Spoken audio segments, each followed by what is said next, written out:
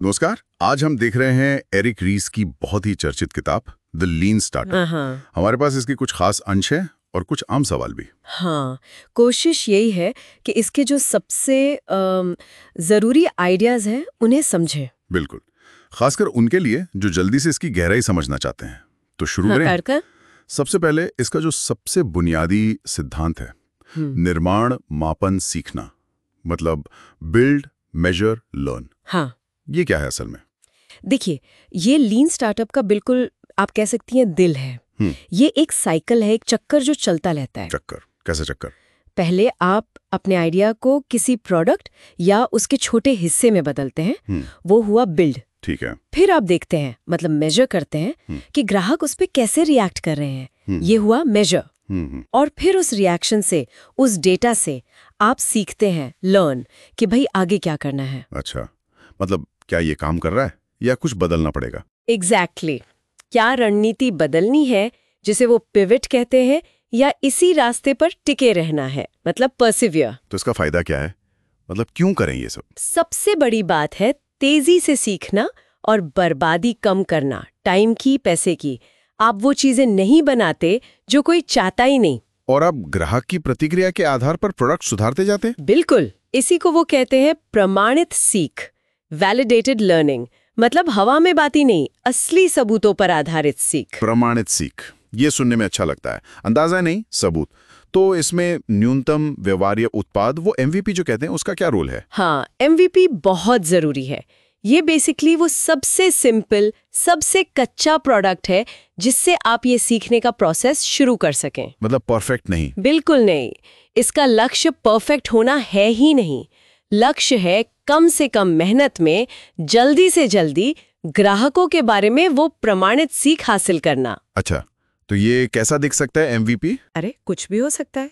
शायद सिर्फ एक वेबसाइट का पेज हो, एक लैंडिंग पेज, या एक छोटा सा वीडियो जो आपके आइडिया को समझाए। या शायद पीछे सब काम आप खुद ही कर रहे हो, मैनुअली? हाँ बिल्कुल, जिसे विजर्ड ऑफ ओज एमवीपी कहते हैं। ग्राहक को लगता है सब ऑटोमेटिक है, पर पीछे इंसान काम कर रहे होते हैं।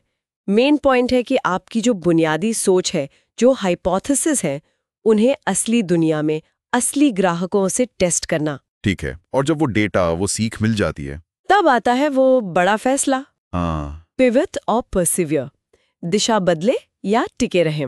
ये थोड़ा मुश्किल लगता होगा। है, लेकिन लीन स्टार्टअप इसे भी एक स्ट्रक्चर्ड तरीके से देखने को कहता है।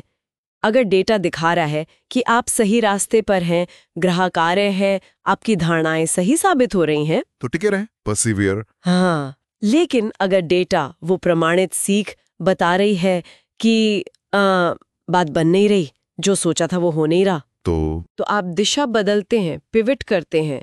ये हार मानना नहीं है, ये समझदारी है। और ये पिवट कई तरह के हो सकते हैं। बिल्कुल, हो सकता है आप प्रोडक्ट वही रखें पर ग्राहक बदल दें, या शायद प्रोडक्ट का सिर्फ एक फीचर लेकर उसी पर फोकस करें, जूम इन पिवट जिसे कहते हैं, या कुछ और। लेकिन फैसला हमेशा डेटा पर आधारित होना चाहिए, गट फीलिंग पर नहीं। डेटा पर आधारित निर्णय। लेकिन ये प्रगति मापेंगे कैसे, खासकर शुरू में जब शायद बड़े नंबर ना दिख रहे हों? यहीं पर शायद नवाचार लेखांकन, मतलब इनोवेशन अकाउंटिंग का कॉन्सेप्ट आता है। हाँ, बिल्कुल सही। पारंपरिक अकाउंटिंग अक्सर उन चीजों पर ध्यान देती है जो अच्छी तो लगती हैं, पर बिजनेस की असली सेहत नहीं बताती। जैसे कुल कितने डाउनलोड हुए या वेबसाइट पर कितने लोग आए। इन्हें वैनिटी मैट्रिक्स कहते हैं, मतलब घमंड बढ़ाने वाले आंकड़े। अच्छा, तो इनोवेशन अकाउंटिंग क्या अलग करता है? ये एक्शन लेने योग्य मैट्रिक्स पर फोकस करता है। एक्शनेबल मैट्रिक्स, ऐसे आंकड़े जो साफ दिखाते हैं कि ग्राहक असल में क्या कर रहे हैं और क्या आपका बिजनेस सही दिशा में बढ़ रहा है। उदाहरण के लिए, जैसे कितने लोग ऐप को रोज इस्तेमाल कर रहे हैं, कितने लोग पैसे दे रहे हैं, कन्वर्जन रेट क्या है। ये चीजें बताती हैं कि बिजनेस मॉडल काम कर रहा है या नहीं। और इसके कुछ स्टेप्स भी हैं शायद। हाँ, मोटे तौर पर 3। पहले एमवीपी से एक बेसलाइन सेट करो, फिर छोटे छोटे प्रयोग करके देखो कि क्या उन मैट्रिक्स को सुधारा जा सकता है। इसे इंजन ट्यूनिंग कहते हैं। और फिर उस डेटा के आधार पर तय करो पिवट या परसिवियर। और ये सब तेजी से करने के लिए वो छोटे बैच और निरंतर परिनियोजन की बात आती है, small batches, continuous deployment. Exactly. छोटे छोटे बैच में काम करने से और बदलावों को लगातार लाइव करने से आप बहुत जल्दी फीडबैक पा सकते हैं। बिल्ड मेजर लर्न का चक्कर तेज घूमता है, सीखने की रफ्तार बढ़ जाती है। ये सुनने में तो बहुत लॉजिकल लगता है, पर एक सवाल मन में आता है, क्या ये सब सिर्फ नई टेक कंपनियों के लिए है, स्टार्टअप्स के लिए? नहीं, ये एक आम धारणा है, बस सही नहीं है। अच्छा। हाँ, ये सिद्धांत किसी भी साइज की कंपनी में काम आ सकते हैं, बड़ी कंपनियों में भी, यहाँ तक कि सरकारी एजेंसियों में भी, जहाँ आप कुछ नया करना चाहते हैं, इनोवेशन लाना चाहते हैं। मतलब ये मैनेजमेंट का एक तरीका है। हाँ, इसे आप उद्यमिता को मैनेजमेंट के एक तरीके की तरह देखना कह सकती हैं।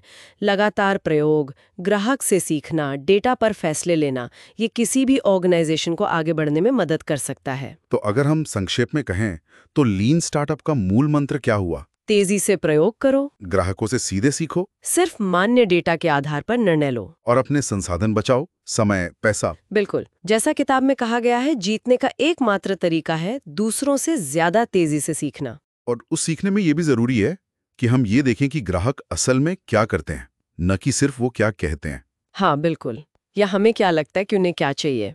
इसके लिए वो जापानी कॉन्सेप्ट है ना, गेंजी गेम्बुत्सु। हाँ, मतलब जहाँ काम हो रहा है वहाँ खुद जाकर देखो, ऑब्जर्व करो। सही।